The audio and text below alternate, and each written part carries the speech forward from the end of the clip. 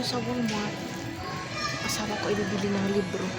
Ang asawa ko ay mahilig siyang magbasa. Yan ang kanyang libangan. Ako hindi ako mahilig magbasa. Wala akong oras magbasa.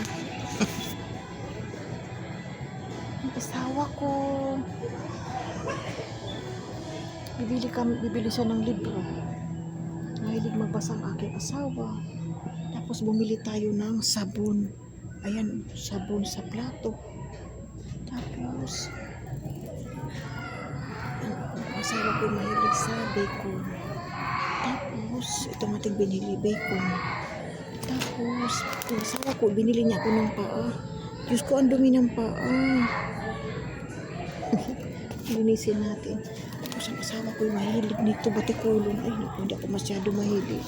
Tapos bumili tayo ng isang ganito. Isa lang, tama na.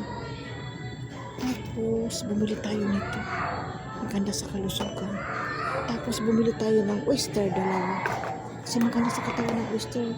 Piprituhin natin yan, lagyan natin ng itlog arin at saka ito, pakwan. Ayan ang ating pinamili. Bye na. See you in my next video. Sending love.